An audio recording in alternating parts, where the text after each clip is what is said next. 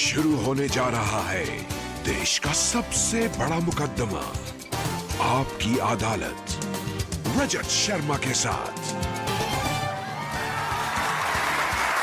नमस्कार, आपकी अदालत में आपका स्वागत है।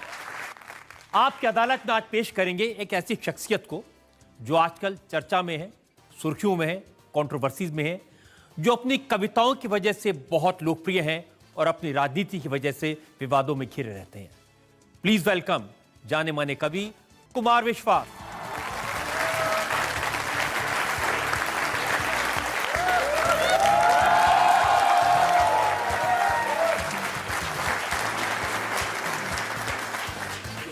और आपकी अदालत के इस मुकदमे में आज हमारे जज हैं जाने माने पत्रकार विनोद अग्निहोत्री।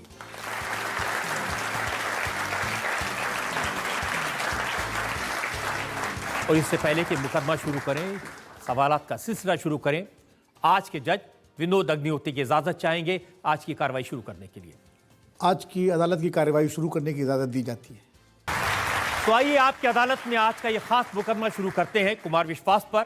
आपकी अदालत में पहला इल्जाम आम आदमी पार्टी के नेता जाने माने कवि कुमार विश्वास पर। आपकी अदालत में आम आदमी पार्टी के नेता कुमार विश्वास पर इल्जाम है कि ये सत्ता और पद के लालची हैं।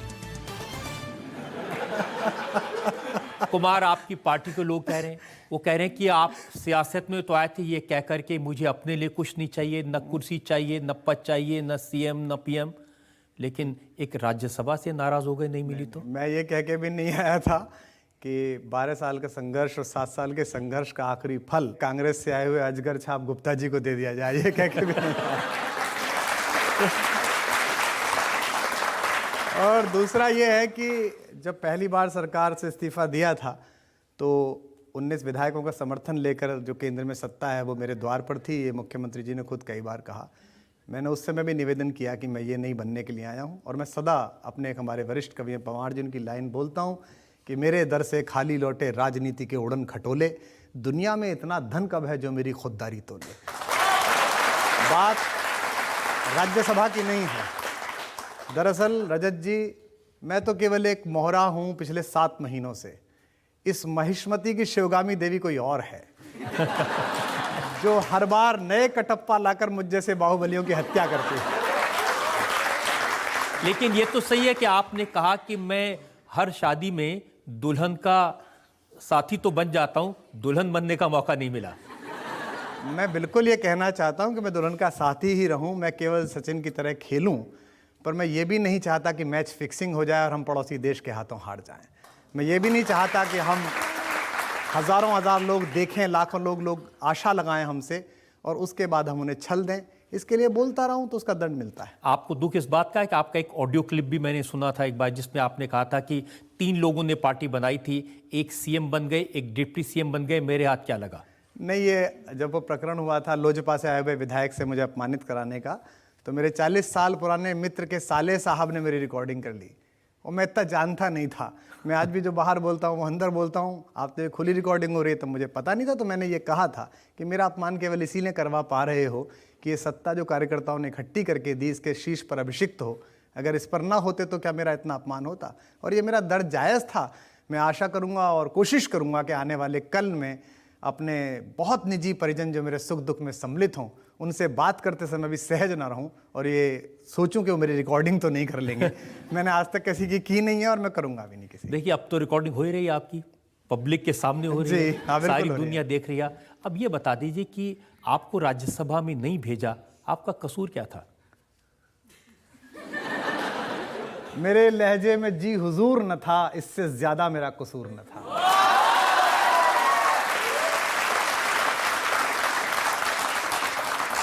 मनीष सिसोदिया ये कह रहे हैं कि ये खामखा फन्ने का बन रहे थे, इनका तो नाम ही लिस्ट में नहीं था, कंसिडर ही नहीं किया।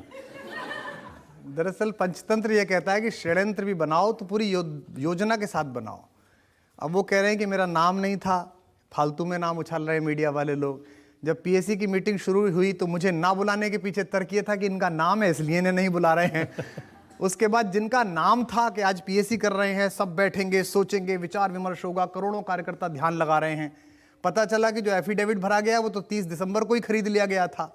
तो छोटी छोटी पार्टियां भी थोड़ा सा डेकोरम रखती हैं, स्वराज रखती है, ट्रांसपेरेंसी रखती हैं।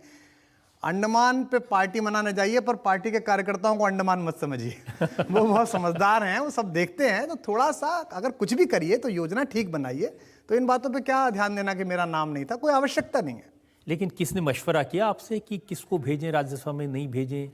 नहीं, मुझसे कोई मशवरा नहीं किया। क्या मेरी मशवरे की क्या आवश्यकता है? मेरी तो चुनाव की रैलियों की आवश्यकता है, इन कार्यकर्ताओं की क्या आवश्यकता है? अब लोग लिख रहे हैं कि कार्यकर्ता तुमसे पूछ के करेंगे हम काम, ऐसा लिख रहे हैं। पार्टी के ऑफिशियल जो स्पोक पर्सन है वो कह रहे हैं कि तुम ट्विटर पे तुमसे पूछें किसे बनाए ना किसे बनाए। तो ये सब दरअसल क्या है, भारतीय जनता, भारतीय कार्यकर्ता जो लोग हैं ना, ये बड़े ध्यान रखते हैं, चीज़ों को गिनते रहते हैं। कॉमनवेल्थ के टाइम सोनिया गांधी जी को भी ये गलतफहमी थी कि जनता नहीं जान रही है, कार्यकर्ता नहीं जान रहा है। जब हम चुनाव लड़े तो 9 महीने की सरकार में मोदी जी को भी ये गलतफहमी थी कि जनता नहीं जान रही है, कोई दिक्कत नहीं, मैं जिता ले जाऊंगा। लेकिन जनता गिनती रहती है और शिशुपालों के 99 गालियों तक चुप रहती है। 100वां अपराध होते ही सत्ता का सिर कट जाता है, अहंकार का सिर कट जाता है। तो मैं यही चाहता हूं कि ईश्वर कुछ लोगों को अहंकार के कोप से बचाए, भगवान उन्हें ऐसी कोई सजा ना दे जो कार्यकर्ता दे या जनता दे, वो सब बने रहें, ठीक रहें। लेकिन इतनी कंसर्न था, इतनी परेशानी थी, तो आपके बड़े भाई हैं अरविंद केजरीवाल, कहते हैं कुमार विश्वास मेरा छोटा भाई है, तो छोटा भाई जाके बड़े भाई से बात ही कर लेता। नहीं, मैंने कोशिश की, बात नहीं हो पाई। लेकिन मेरा निवेदन है कि वो मेरे नेता बने रहें, क्योंकि अन्ना जी उनके पिता थे, योगेंद्र यादव बड़े भाई थे। मुझे जो छोटा भाई कहा था तभी लोगों ने मुझे बधाई दे दी थी। आज से 7 महीने पहले मुझे लोगों ने बधाई दे दी थी कि आप अब छोटे भाई हो गए हैं, तो आप अपने तैयारियां कर लें। तो मैं अनुरोध करता हूं कि ये परिवार ना बढ़े, पार्टी बढ़े, लोग बढ़े, नेता रहें, सब कुछ ठीक है। लेकिन वो बड़े बड़े लोग को लाना चाहते थे। मैंने सुना कि अरुण शौरी को लाना चाहते थे, रघुराम राजन को लाना चाहते थे, यशवंत सिन्हा के पास भी गए थे, लेकिन कोई तैयार नहीं हुआ। 18 लोग तैयार नहीं हुए। रजत जी, सोच का विषय है कि जब हम आंदोलन कर रहे थे, जब हम पार्टी चला रहे थे, पहली बार हमने चुनाव लड़ा, तो बड़े बड़े लोग, मानद लोग अपने क्षेत्रों के हमारे साथ खड़े होने पर गर्व अनुभव करते थे। वो कहते थे हम एक बड़ी लड़ाई का हिस्सा है। क्या हमारे सारे कार्यकर्ता ये नहीं सोचेंगे कि देश के 18-19 लोगों ने हमारे साथ खड़े होने से मना क्यों कर दिया? थाली में सजा हुआ कार्यकर्ताओं, विधायकों का कमाया हुआ राज्यसभा का टिकट उन्होंने लौटा क्यों दिया? रघुराम राजन बहुत बड़े व्यक्ति हैं, लेकिन जब उन्होंने, उनके पीए ने कहा कि हमको नहीं बनना है, तो वो मेरा अपमान था, वो लाखों लाख कार्यकर्ताओं की मेहनत का अपमान था। इसका मतलब हम में कोई ऐसी बात है। अब ये कहना कि पूरा देश मोदी से डरता है, ये गलत बात है, क्योंकि उस कांग्रेस से न डरने वाले बहुत सारे लोग नौकरियां छोड़कर, फेंक कर, मुझ जैसा आदमी 17 वर्ष काम कर रहा था मैं विश्वविद्यालय में। एक दिन टीवी के बहस में कांग्रेस के दिग्विजय सिंह जी ने मुझ पे कहा कि कॉलेज कितने दिन जाते हो? मैंने कहा नहीं जाता, ये रखो इस्तीफा, कल से तुम्हें ही देखूंगा। 1 सेकंड में नौकरी छोड़ दी थी। ऐसे हजारों लोगों ने नौकरी छोड़ी है। आज क्या चक्कर है कि लोग हमारी राज्यसभा लेने को तैयार नहीं है? तो हमें भी विचार करना पड़ेगा। वो उच्च सदन है, वहाँ बड़े बड़े लोगों की आवाज़ गूंजी है। अटल जी से लेकर इंदिरा जी तक, जिनके यहाँ चेहरे लगे हुए हैं, चाहे वो पटेल हों, उनकी आवाज़ गूंजी है। तो ये भी तो बड़ा, ये बड़े बड़े लोग नहीं जाना चाहते थे राज्यसभा में आम आदमी पार्टी की तरफ से, तो आप क्यों जाना चाह रहे थे? नहीं, मैं तो, देखिए, मैं जाना चाहता था, मैंने कभी इस बात को छुपाया नहीं। ये बड़ी फालतू किस्म की राजनीति होती है कि आप राज्यसभा जाना चाहेंगे? जी नहीं, जो पार्टी डिसाइड करेगी, मैं तो कार्यकर्ता हूं। मैं क्या कार्यकर्ता भाई? आपको लगता है आप, दिग्विजय सिंह आपको बहस के लिए बुलाता है कि आओ बहस कर लो, आप कहते हो मैं नहीं आ रहा, मेरी ओर से कुमार आ रहा है।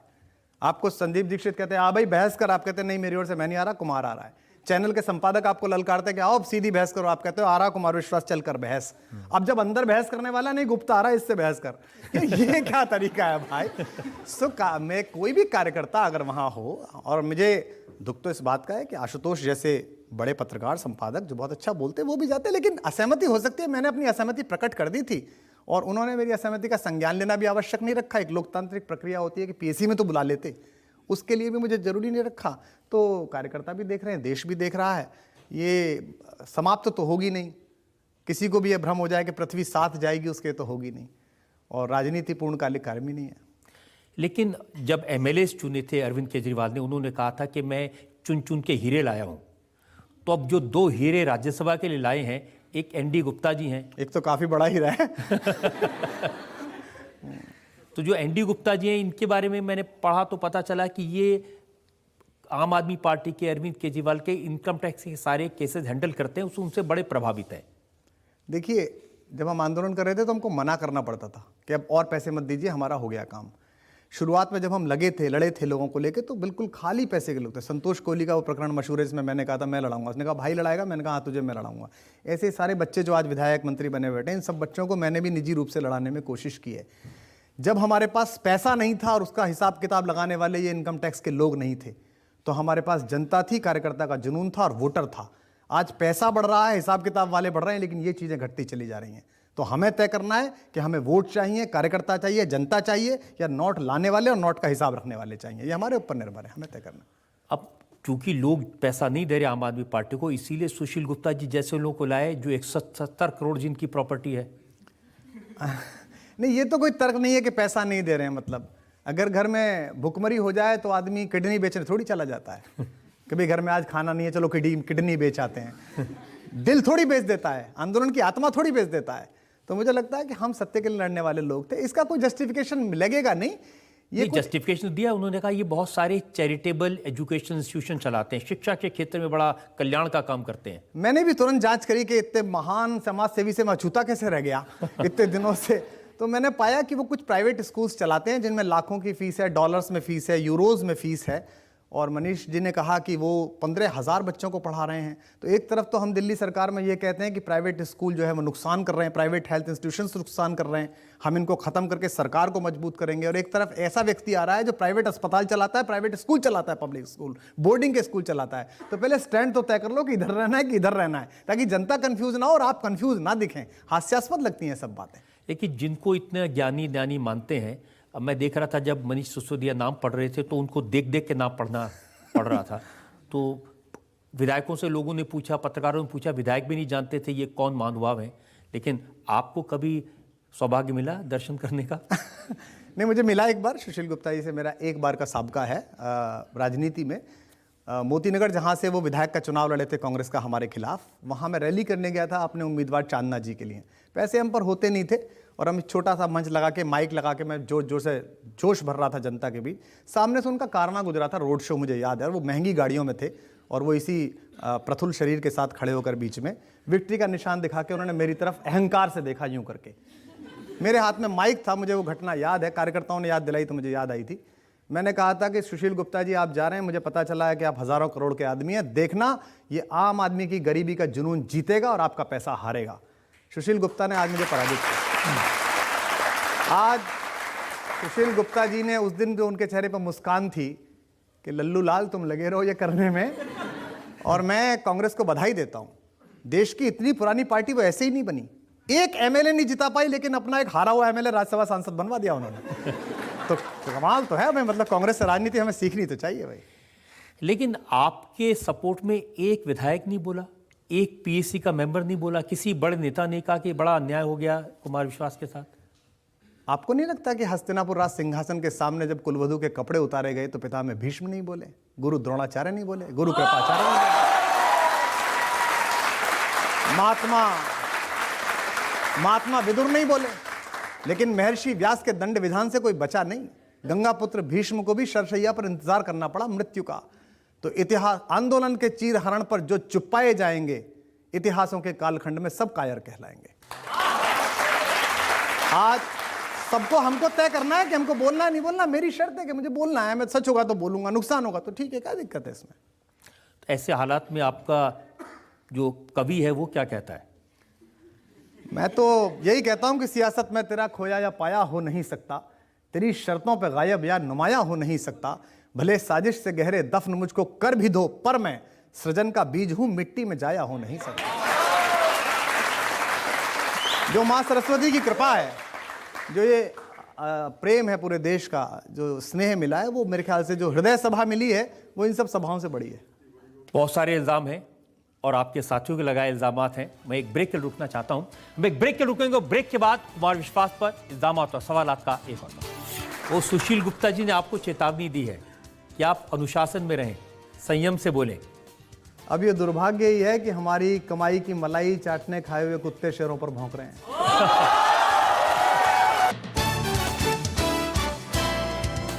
Welcome back. आपकी अदालत में आज हम मुकदमा चला रहे हैं आम आदमी पार्टी के नेता, जाने माने कवि कुमार विश्वास पर। आपकी अदालत में अगला इल्जाम। आपकी अदालत में आम आदमी पार्टी के नेता कुमार विश्वास पर इल्जाम है कि इन्होंने अपनी पार्टी के लीडर केजरीवाल का विश्वास तोड़ा। अब देखिए, केजरीवाल जी आपके पुराने साथी हैं, आपने मिलकर के संघर्ष किया, आप पार्टी के स्टार कैंपेनर हैं, हर इलेक्शन में आपकी जरूरत पड़ती है, जाते हैं, लोकप्रिय भी हैं, कविताएं भी आपकी लोग सुनते हैं, आपके फॉलोअर्स हैं सोशल मीडिया में। इतना सब कुछ है तो कोई ना कोई वजह तो होगी कि अरविंद केजरीवाल ने सोचा कि इसको राज्यसभा में ना भेजा जाए। यही सब वजह थी। और क्या वजह हो सकती है। एक वक्त तक मैं तेरी ज़रूरत बना रहा, अब यूं हुआ कि तेरी ज़रूरत बदल गई। अभी आपने कहा कि भाई वो एक पैसा ला सकता है, एक पैसे का हिसाब कर सकता है, हम कार्यकर्ता ला सकते हैं, हम वो ला सकते हैं। तो पार्टी की प्राथमिकताएं तय हो गई है, प्राथमिकता अपनी तय कर लेगी, इस बात पर कोई दुख नहीं है। अगर मीरा जी जाती हैं, आतिशी जाती हैं, आशीष जाते, आशुतोष जाते, एक सामान्य नीचे का कोई कार्यकर्ता चला जाता, तो मुझ जैसे बात करने वाले या मेरे समर्थन में जो लाखों कार्यकर्ता थे, उनका मुंह नहीं रहता ये कहने के लिए कि कुमार भाई आप क्यों ऐसा कह रहे हैं, कुमार भाई के लिए क्यों ऐसा कहें, क्या दिक्कत है कुमार भाई। और मैंने पिछली एनसी में बोला भी था कि मुझे कोई पद ना मिले, अगर मैं सिर्फ कार्यकर्ता रहूं तब भी मैं कुमार विश्वास रहूंगा, पार्टी को आवश्यकता पड़ेगी।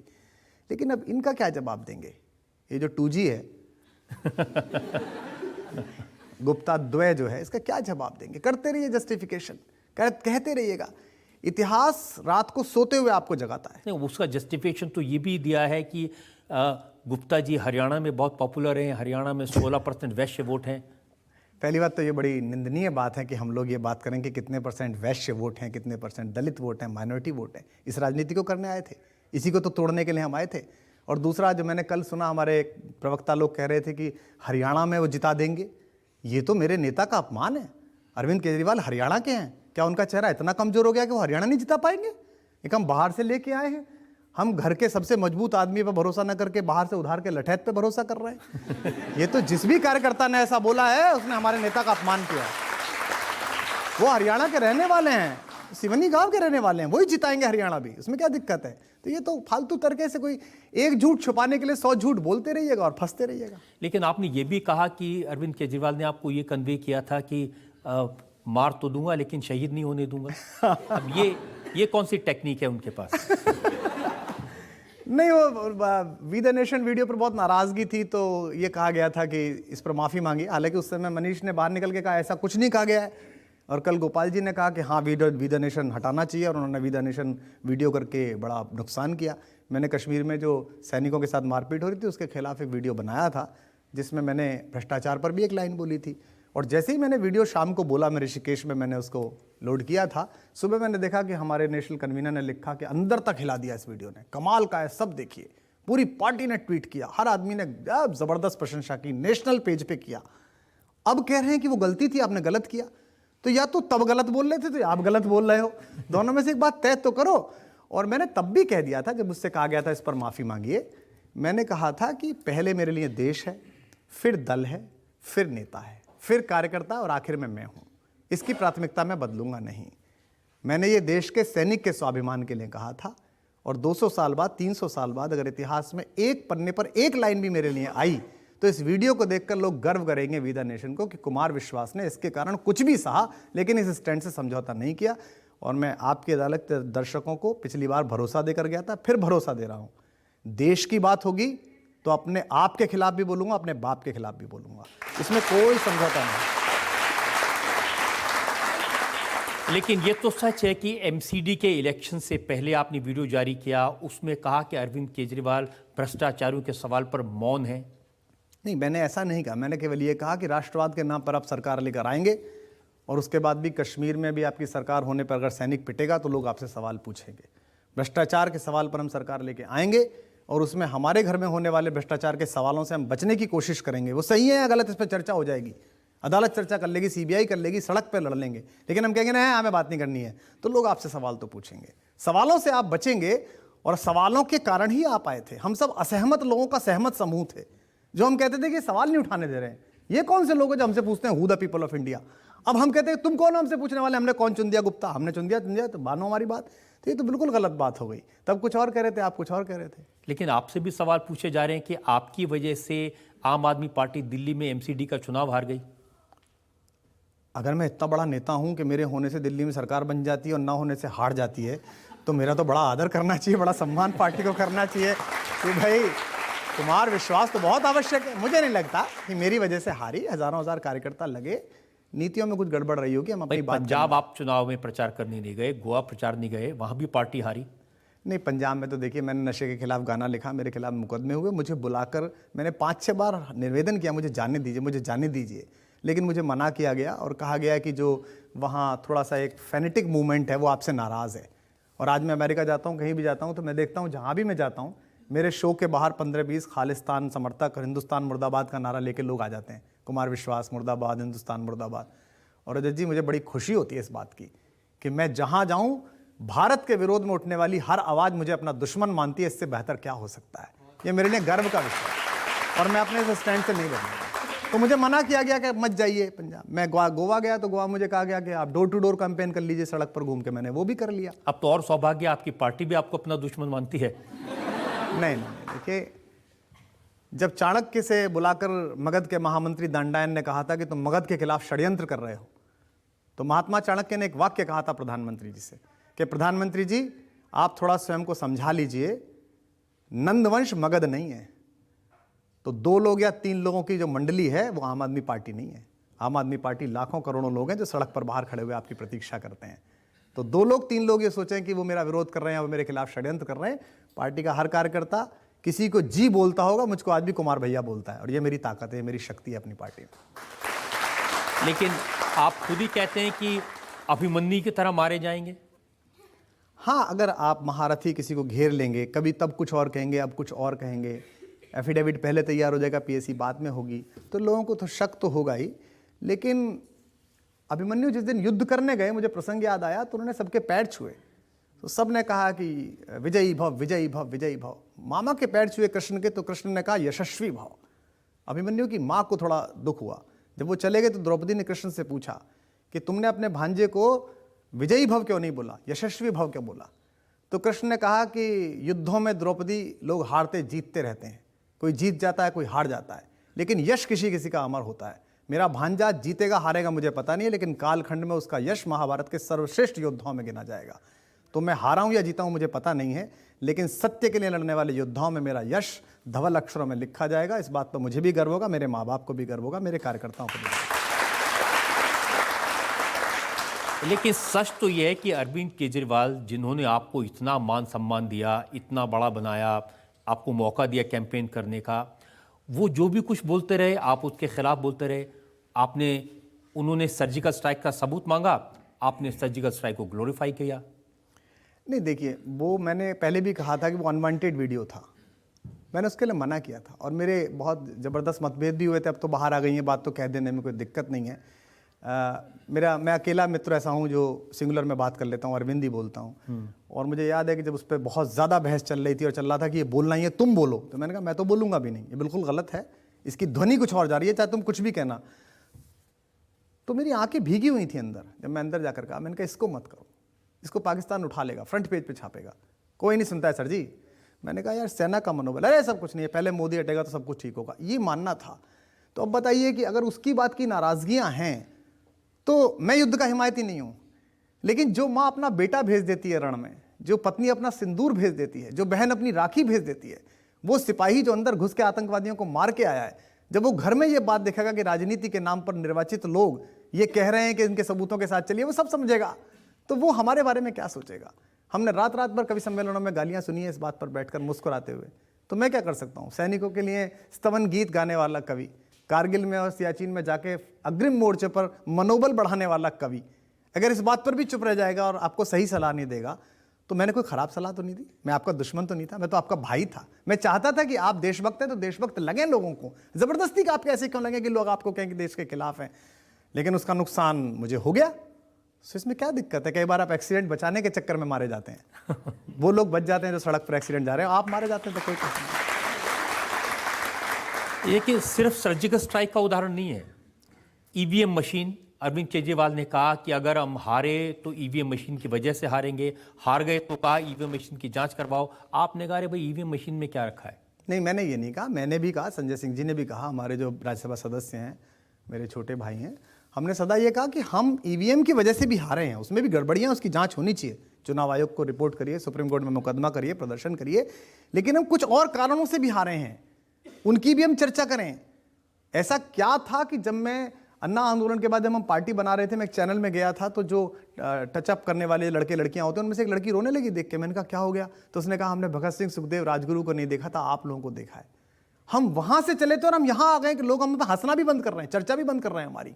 तो हमें कुछ तो सोचना पड़ेगा कि हम कौन थे, क्या हो गए हैं और क्या होंगे अभी। आओ विचारें आज मिलकर, ये समस्याएं सभी। हम कहते हैं आओ विचारें, वो करें नहीं, सब सही चल रहा है, हम हर जगह सरकार बन रही है, लक्षद्वीप में बन रही है, अंडमान में भी सरकार बन रही है, हर जगह सरकार बन रही है। अब ये तो बहुत गलत है। कार्यकर्ता को कब तक भ्रम में रखेंगे? लेकिन सही चल रहा है ये तो आप ही बताते थे।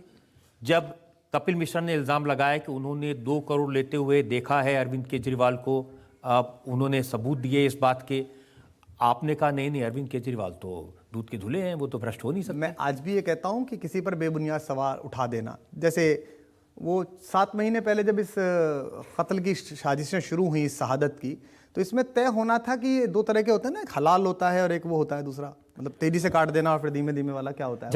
झटका।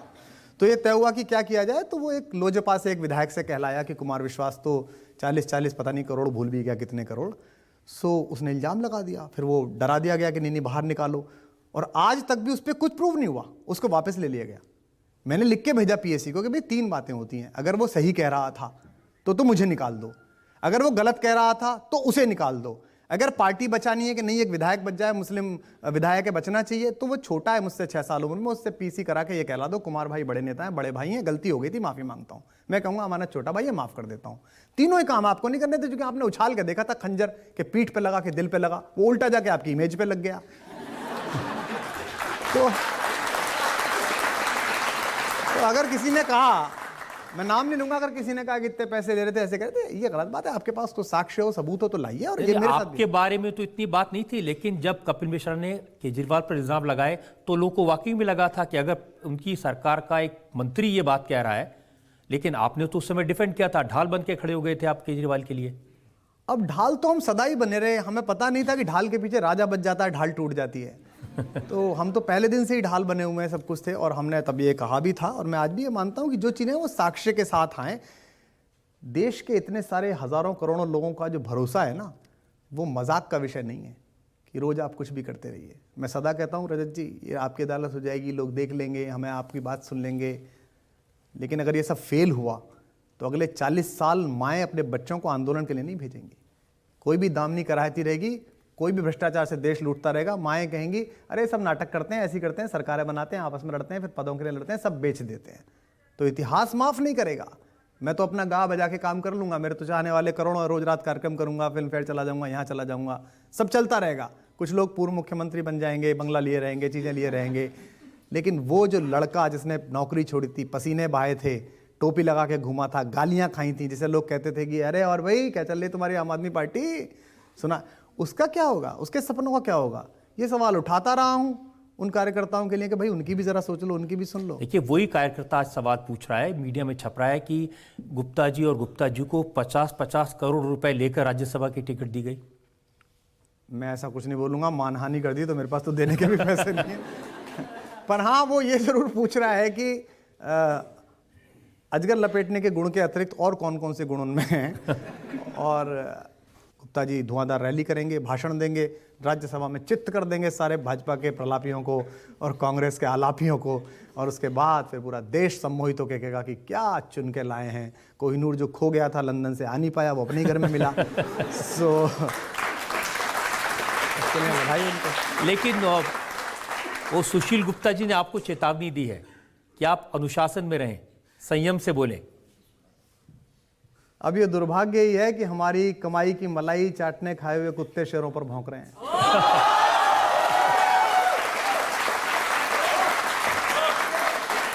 जंगल का दुर्भाग्य है, ये दिन भी देखना था तो देख रहे हैं जी। यहाँ जो जनता में सुलोग है, आप श्योर आप। सर मेरा सवाल बड़ा छोटा सा है। आप राजनीति में नहीं थे, शिक्षा जगत में थे।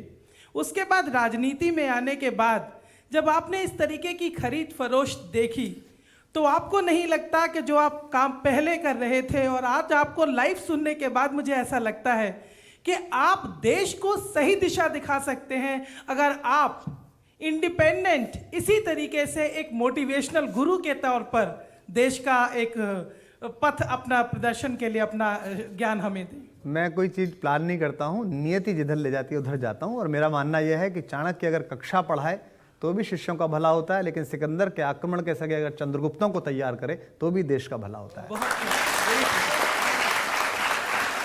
मैं आश्वस्त करना चाहता हूँ और देश को भी आश्वस्त करना चाहता हूँ कि जो छोटा सा एक कबीर का अंश हमारी आत्मा में है, बाबा नागार्जुन का है, दिनकर का है, क्योंकि वे बोले दरबार सजाओ, वे बोले जयकार लगाओ, वे बोले हम जितना बोलें तुम केवल उतना दोहराओ, वाणी पर इतना अंकुश कैसे सहते, वाणी पर इतना अंकुश कैसे सहते, हम कबीर के वंशज चुप कैसे रहते, हम कबीर के वंशज चुप कहते रहते।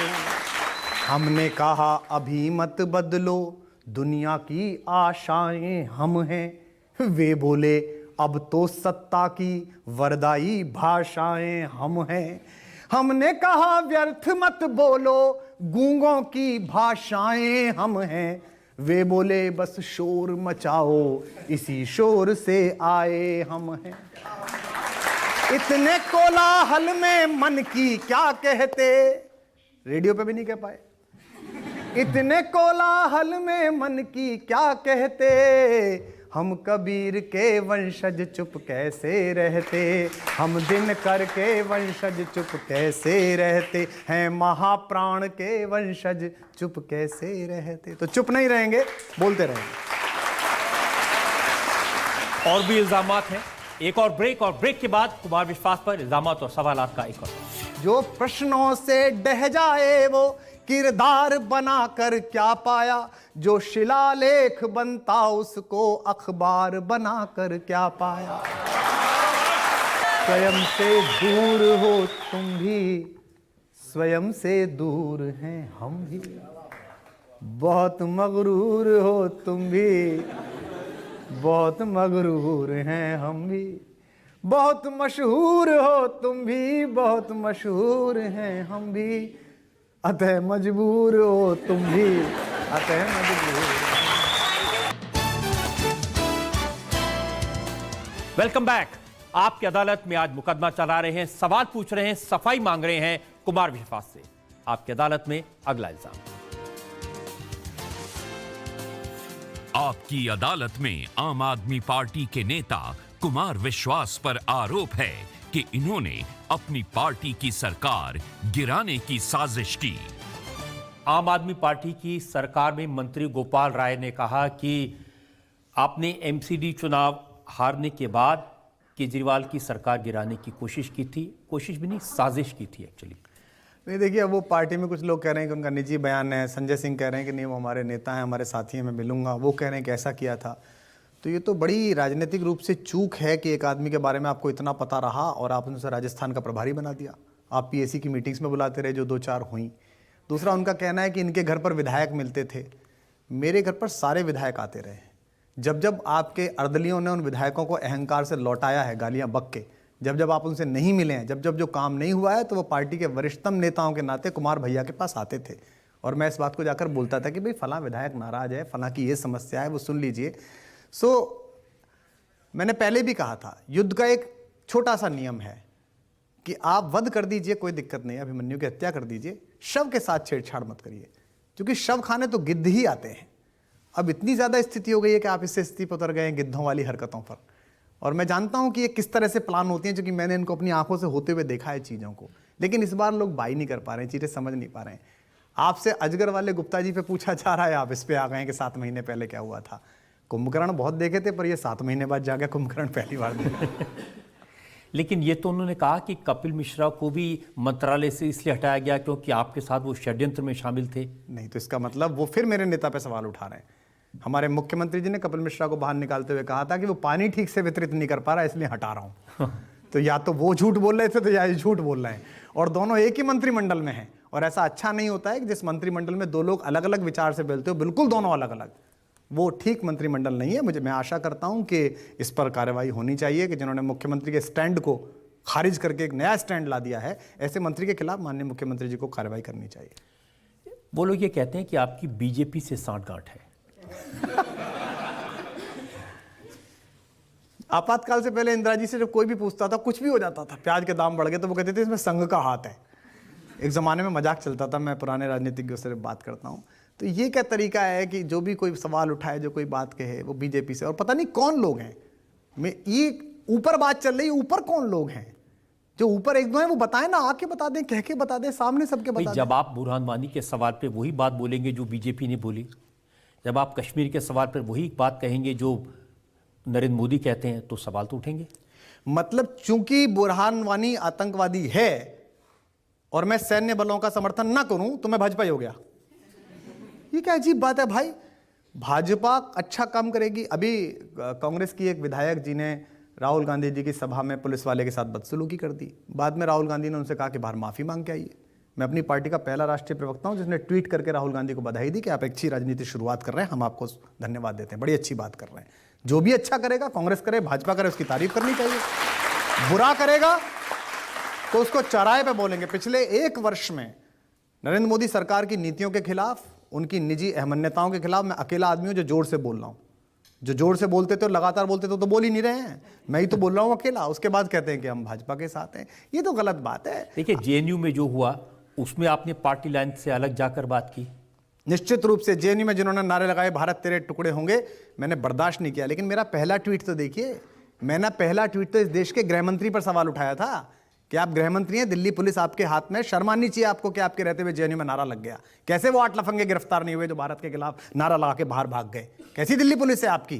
पहला सवाल मैंने गृह मंत्री पे उठाया, दूसरा सवाल मैंने इस पे उठाया, और तीसरा मैंने अंदर उठाया कि साथ मत खड़े हो इनके। जेएनयू की स्वायत्तता बची रहे, वो एक महनीय संस्थान है, वो एक बड़ी तक्षशिला है, उसकी पवित्रता बची रहे, इसके लिए भी मैं बोलूंगा।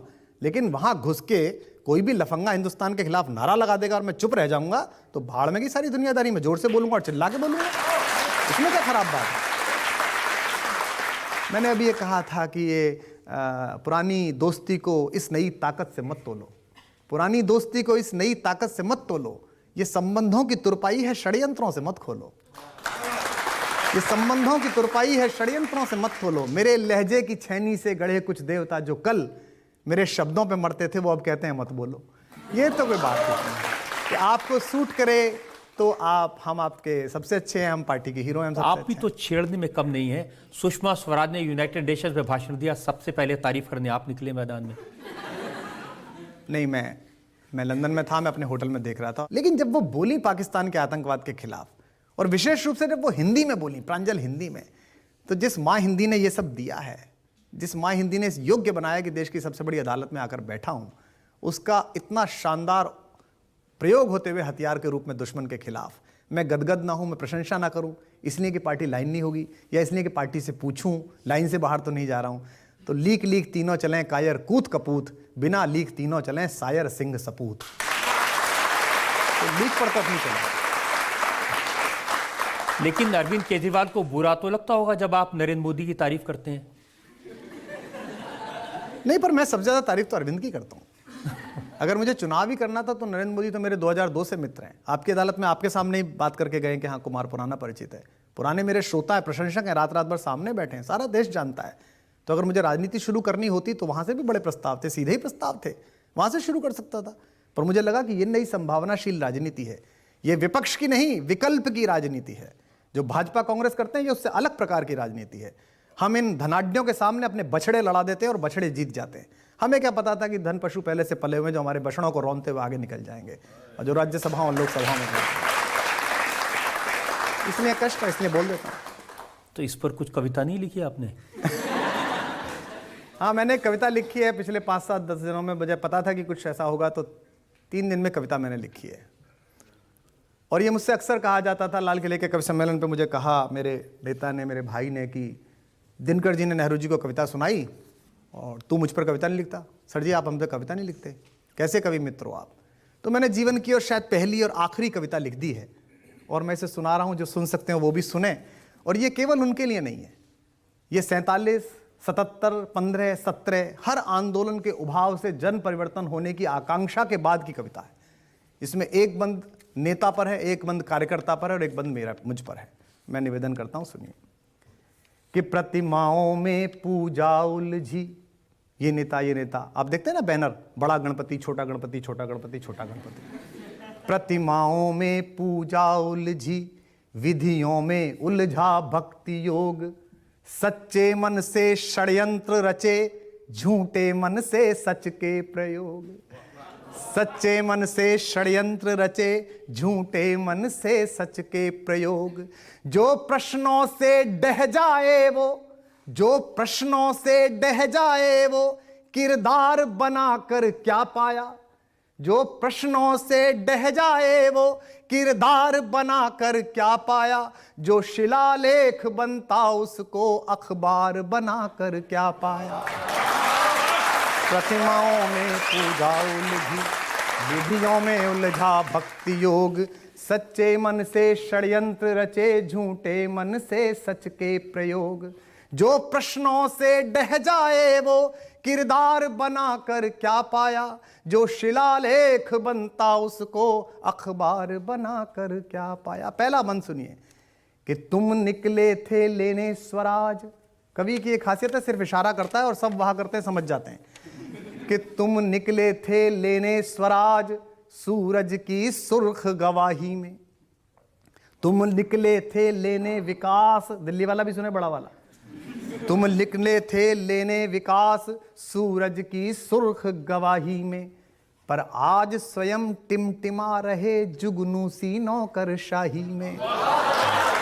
पर आज स्वयं टिमटिमा रहे जुगनू सी नौकरशाही में। सब साथ रहे, सब उत्सुक थे तुमको आसन तक लाने में। सब साथ रहे, सब उत्सुक थे तुमको आसन तक लाने में। कुछ सफल हुए निर्वीर्य तुम्हें यह राजनीति समझाने में। कुछ सफल हुए निर्वीर्य तुम्हें यह राजनीति समझाने में। जो हमला कर रहे हैं, इन आत्म प्रवंचित बौनों का, इन आत्म प्रवंचित बौनों का दरबार बनाकर क्या पाया। जो शिलालेख बनता उसको अखबार बनाकर क्या पाया।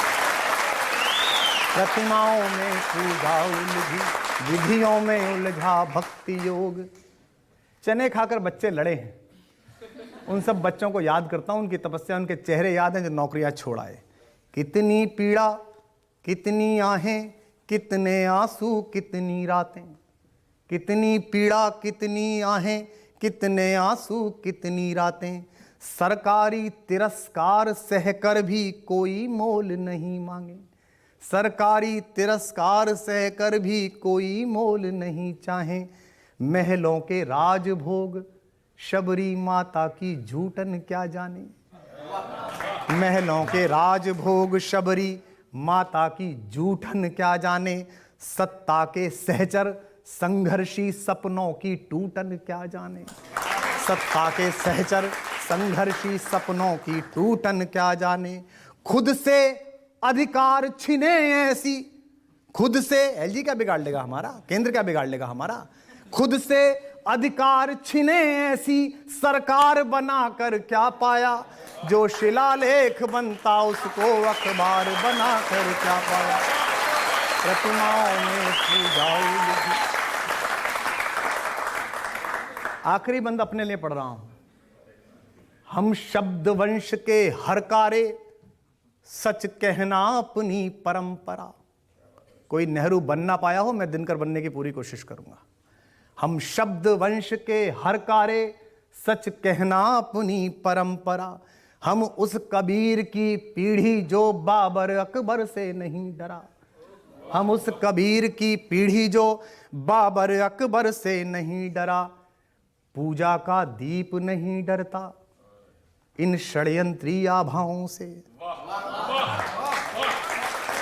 पूजा का दीप नहीं डरता इन षड्यंत्री आभाओं से। वाणी का मोल नहीं चुकता अनुदानित राज्य सभाओं से।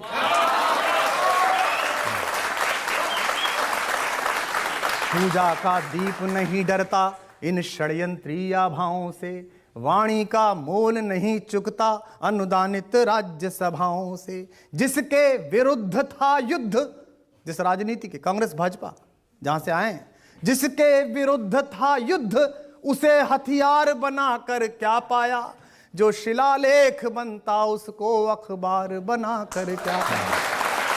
प्रतिमाओं में पूजा उलझी, विधियों में उलझा भक्ति योग। सच्चे मन से षड्यंत्र रचे, झूठे मन से सच के प्रयोग। जो प्रश्नों से डह जाए वो किरदार बनाकर क्या पाया। जो शिलालेख बनता उसको अखबार बनाकर क्या पाया। आपके कवि ने बहुत सारे सवालों के जवाब दे दिए। वो सवाल जो मैंने पूछे भी नहीं थे उसके भी जवाब मिल गए। ये कविता इतिहास में दर्ज होगी रजत जी। मेरी आयु आपकी आयु ईश्वरदान ने निर्धारित है। 100 वर्ष जीवन करे, सब 100 वर्ष जिए, 100 सवा 100 सबकी आयु निर्धारित है। शब्द की आयु निर्धारित नहीं है। कालखंड में अगर इसका मुकदमा कभी होगा, काल की अदालत में या आपकी अदालत है, लेकिन अगर समय की अदालत में इसका मुकदमा होगा तो मेरे शरीर के न रह जाने के बाद ये मेरी गवाही बनकर, मेरा साक्ष्य बनकर इतिहास को बताएगी कि मैं क्या कहना चाहता था और किसने। मैं बिल्कुल सहमत हूं आपकी बात से। जो आपने कहा है ये जरूर इतिहास बनेगा। एक ब्रेक के रुकेंगे और ब्रेक के बाद आपकी अदालत में कुमार विश्वास पर आज की अदालत का आखिरी इल्जाम। स्वयं से दूर हो तुम भी, स्वयं से दूर हैं हम भी। बहुत मगरूर हो तुम भी, बहुत मगरूर हैं हम भी। बहुत मशहूर हो तुम भी, बहुत मशहूर हैं हम भी। अतः मजबूर हो तुम भी, अतः मजबूर। आपकी अदालत में आज हमारे मेहमान हैं जाने माने कवि, आम आदमी पार्टी के नेता कुमार विश्वास। और कुमार विश्वास की कविता सुनने के बाद एक नया इल्जाम बुझा है आपकी अदालत में। अगला इल्जाम। आपकी अदालत में आम आदमी पार्टी के नेता कुमार विश्वास पर इल्जाम है कि ये राजनीति में मिसफिट हैं। अब आपकी ये कविता सुनने के बाद में मुझे लगता है, आप जब राजनीति में आए थे, अरविंद केजरीवाल ने और आपने मिलकर राजनीतिक पार्टी बनाई थी, आपने कहा था मैं तो कवि का दिल लेकर आता हूं, राजनेता का दिमाग मेरे पास नहीं है। नहीं है। तब लगता है कि गलती कर दी यहाँ के। नहीं, गलती नहीं। जैसे मेरे बारे में कहते हैं कि आप पार्ट टाइम राजनीतिज्ञ हैं, पूर्णकालिक राजनीतिज्ञ बने। मैं आपकी अदालत के दर्शकों से पूछना चाहता हूं, मेरी पार्टी छोड़िए, किसी भी पार्टी में ये कौन लोग हैं जो ना विधायक बने हैं, ना मंत्री बने हैं, ना सांसद बने हैं, लेकिन ये 30-30 दिन नई नई जैकेटें और सदरी पहन के हवाई जहाज में पूरी चिरकुट मंडली लेके इधर से उधर तक घूमते हैं। ये कौन इनके खर्चे चलाता है? मुझ जैसा आदमी तो उसको 5 दिन प्रोग्राम करने ही पड़ते हैं। और आजकल तो वो 18% लग गया है मेरी कविताओं पर टैक्स। बताइए, GST 18 लग गई है और लाखों में जाती है, 50-50, 60-60 लाख का टैक्स जाता है। तो मुझे अभी तक मैं ये नहीं समझ नहीं पाया हूँ, वो कला मेरे पे नहीं आई है। मैं उसका डिप्लोमा कहाँ होता है मुझे पता नहीं है, लेकिन वे कला तो है गुप्ता जी से पता चल जाएगा। नहीं, लेकिन ऐसी गुप्त विद्याएं भी मैं नहीं जानना चाहता हूं। जो हृदय की जो उपयुक्त विद्या है वो मेरे लिए पर्याप्त है। लेकिन मनीष सिसोदिया तो कहते हैं कि सिर्फ टीवी पर बोलने से काम नहीं चलेगा। ये बात उन्होंने टीवी पे कही। ये उन्होंने टीवी पर आकर कही कि टीवी पे मत बोलो। वो तो अब लेकिन इशारा तो ये है कि या तो आप कविता कर लो या राजनीति कर लो। नहीं, ऐसा नहीं है। ये कोई तरीका थोड़ी है कि आप कविता कर लो या राजनीति कर लो। राजनीति क्या दे रही है? अगर मैं किसी ऐसे संवैधानिक पद पर रहता या होता जहां से मुझे वेतन मिलता तो मैं बिल्कुल कविता के कार्यक्रम छोड़ देता। मैं फ्री कविता पढ़ता अगर पढ़नी होती। लेकिन जब मेरे पास कोई ऐसा पद है नहीं, नौकरी में आंदोलन की भेंट दे चुका हूं। ये लाखों करोड़ों की सरकार होंगी, लेकिन मैंने तो फिर बार बार दोहराऊंगा, सेक्रेटरीट का पानी नहीं पिया, कभी चाय नहीं पी। तो मेरे को समझ में नहीं आता है कि बाकी पार्टी में मैं देखता हूं हवाई जहाज में लोग मिलते हैं। मैं पटना गया, एक नेता मिल गया, कभी विधायक नहीं रहा, मंत्री नहीं रहा, सिर्फ पार्टी का नेता है एक पार्टी का। और कुमार जी रैली में जा रहे हैं। मैंने कहा नहीं, कवि सम्मेलन है। अब भी करते हैं? मैंने कहा मैं तो अब भी करता हूं, पर आप क्या करते हैं? मेरा तो टिकट चलो मेरे ऑफिस ने खरीदा, पर तुम्हारा कौन खरीदता है? तो ये मेरा सवाल आज तक हल नहीं हो पाया। भारतीय राजनीति के चाणक्य से समझते होंगे क्या है। आप बड़े स्पष्टवादी व्यक्ति हैं, योगेंद्र यादव की शहादत पर चुप क्यों थे? ये भी बहुत अच्छा सवाल है। मैं आपको बता दूं कि उस समय सर्वाधिक प्रयास मैंने किए मेरी और प्रशांत जी की वैचारिक असहमतियां 180 डिग्री की हैं। मैं सेंटर टू राइट हूं, Prashant ji centre to left हैं, लेकिन प्रशांत भूषण जैसा सच के लिए लड़ने वाला ईमानदार आदमी और शानदार दोस्त मिलना दुर्लभ था। योगेंद्र यादव से मेरी भीषण असहमतियां हैं, लेकिन इस देश में संप्रेषण के जो 2-4 बड़े मास्टर हैं जो बड़ी ईमानदारी के साथ जिंदगी बिताते हैं, उनमें से योगेंद्र यादव एक हैं। मैंने पूरी ऊर्जा लगा दी थी कि किसी प्रकार से समझौता हो जाए, लेकिन एक क्षण ऐसा आ गया जब मुझे सबकी तरह बुलाकर कहा कि सर जी बाकी सब ठीक है, मान लिया आपकी सब बात, अब ये है या मैं हूं, दोनों में से एक चुन लो। और मुझे लगा कि इस समय आंदोलन के लिए, आम आदमी पार्टी के लिए, आम आदमी के भविष्य के लिए ये चयन कर लेते हैं, धीमे धीमे लाइन पर ले आएंगे कि सबको साथ लेके चलना पड़ता है, विरोधी विचार भी, असहमत विचार भी स्वीकार करने पड़ते हैं। लेकिन वो गलती थी और मैंने अभी बताया कि गलती में इतिहास कभी माफ़ नहीं करता। आज अगर मैं शरशैया पर पड़ा हुआ हूँ और अपनी मृत्यु की प्रतीक्षा कर रहा हूँ, तो इस समय मेरे मन में भी वही भाव है कि शायद उस चीर हरण पर मैं इतना नहीं चुप पाता, ज़्यादा जोर से बोलता, तो शायद आज ये कालगति मुझे यहाँ न लाती। मैं इसे स्वीकार करता हूँ। योगेंद्र यादव का एक ट्वीट मैंने देखा है, उन्होंने कहा जिस समय ये कहा गया कि अरविंद केजरीवाल ने 2 करोड़ रुपए लिए होंगे, मुझे उस पर यकीन नहीं हुआ, लेकिन आज लगता है मैं गलती पर था। राजनीति परसेप्शन से चलती है रजत जी, और हमने क्या किया है क्या नहीं किया, क्योंकि मैं तो निर्णय में शामिल नहीं हूं, केवल एक ही व्यक्ति शामिल है तो उसे बेहतर पता होगा, मेरे संवाद नहीं है। लेकिन अगर जनता में परसेप्शन बिगड़ने लगे, चीज़ें लोग दूसरी तरह से सोचने लगें, तो आवश्यक होता है कि हम उसके बारे में सोचें, ऐसे निर्णयों पर पुनर्विचार करें, ना करें। लेकिन अब ये कुछ निर्णय लगातार 1.5 वर्ष से हो गए हैं। मैं योगेंद्र भाई की बात से सहमत असहमत तो नहीं हो सकता, पर हाँ ये मैं ज़रूर मानता हूँ कि योगेंद्र यादव जैसे व्यक्ति के, इसलिए नहीं कि उन्होंने एक स्वराज पार्टी बना ली है, जो उसका तो कोई मतलब नहीं है, वो अपने आप में एक इंडिविजुअल आवाज़ हैं, और उस फहरिस्त में, उस श्रृंखला में, उन नवरत्नों में मैं आखिरी व्यक्ति मुझे महसूस होता हूँ, बहुत सारे लोगों को लगता है, जिसकी एक स्वतंत्र आवाज़ है। मैं आशा करता हूँ कि असहमत आवाज़ों को भी जगह देने की स्वराज की किताब की जो हमारी भूमिका है, जो हमने सीखी है, वो स्वीकार करेगी और हम सब एक साथ बने रहेंगे। भ्रष्टाचार रूपी दानों को उखाड़ फेंकने के लिए जो पार्टी खड़ी हुई थी, धीरे धीरे करके अच्छे लोग इस पार्टी से निकलते गए, और जो अच्छे लोग हैं भी, उनमें भी धीरे धीरे असंतोष बढ़ता जा रहा है। तो कहीं ना कहीं हज़ारों और लाखों लोग जो इस पार्टी से जुड़े थे, आज आप अपने आप को ठगा हुआ महसूस कर रहे हैं, अपना विश्वास इस पार्टी से खो चुके हैं। तो ऐसा सर क्या करेंगे आप कि वो विश्वास वापस पटरी पे लौटे? देखिए, पहली बात तो क्या है, पार्टी पर से विश्वास नहीं खोया है। मैं फिर आपसे कह रहा हूँ, नंदवंश मगध नहीं है, 1-2 लोगों का निजी अहंकार और छोटापन पार्टी नहीं है। आम आदमी पार्टी वो हज़ारों लाखों कार्यकर्ता हैं जो गाली खाकर भी हमारे लिए लड़ते हैं। अगर वो कार्यकर्ता जागेंगे, अगर वो लोग जागेंगे, तो पार्टी आत्मशुद्धि कर लेगी। पार्टी नदी की तरह होती है, उसे अपना शोधन आता है, स्वयं का शोधन आता है। एक आप हम जैसे यूथ के ऊपर एक छोटी सी जो आपके दिल के करीब हो कविता, वो छोटी सी सुना दीजिए, 2-4 लाइनें। जैसे हालात है उससे ऐसा लग रहा है कि रोज ही यूथ के लिए कविता ही सुनानी है। जी, लेकिन जनता की फरमाइश तो आप ना नहीं कर सकते। सर बहुत फैन है आपके यहाँ पे, सर बहुत फैन है आपके यहाँ पे। स्वयं से दूर हो तुम भी, स्वयं से दूर हैं हम भी, बहुत मगरूर हो तुम भी, बहुत मगरूर हैं हम भी, बहुत मशहूर हो तुम भी, बहुत मशहूर हैं हम भी, अतः मजबूर हो तुम भी, अतः मजबूर हैं।